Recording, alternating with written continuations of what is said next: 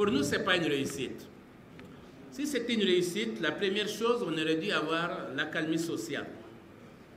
La première adresse du président au dialogue, à l'ouverture, à la clôture et au vœu de nouvel an, c'était de demander une trêve sociale.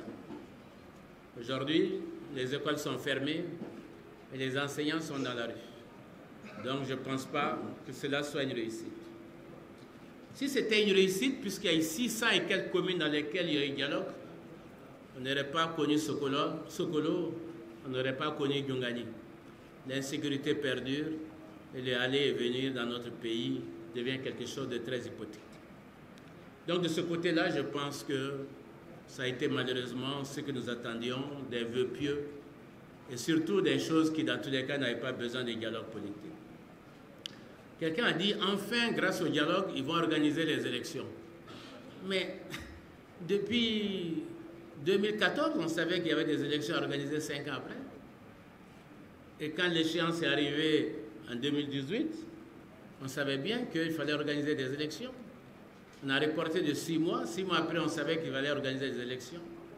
On a reporté d'1 an. 1 an après, on savait qu'il fallait organiser des élections. Est-ce qu'on avait besoin d'un dialogue pour savoir que le mandat des députés va finir et finir pour faire le vote? Donc, en fait, je crois que c'est une fuite en avant pour cela. 4 résolutions ont été prises. Premièrement, il faut renouveler le mandat des députés avant le demain. Deuxièmement, il faut relire la révision constitutionnelle. Troisièmement, l'accord de paix. Et quatrièmement, l'administration et la sécurité doivent être de mise dans notre pays.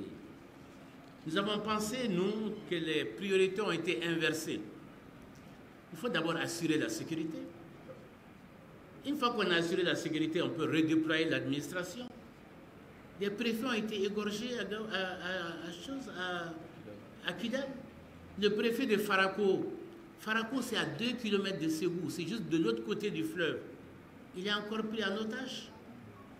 Donc l'administration n'y est pas. Dans toutes les régions de Kidal, de Gao, de Tombouctou, plus Bankas, Koro, Banyagara, Tenenkou, Yuwaru, les sous-préfets sont dans la capitale du CEP. Sans exception, on nous dit que l'administration va être déployée. On dit assurer la sécurité, l'administration va y aller.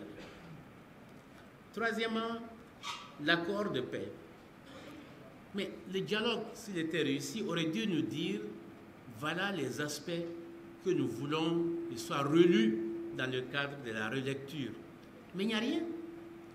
On laisse le gouvernement et les mouvements seuls, dans le cadre du comité de suivi des accords, le CSA, s'entendre. Sachant que chacun d'entre eux a un droit de veto. Chacun des signataires a un droit de veto suivant l'article 65 qui a été brandi lors du Conseil.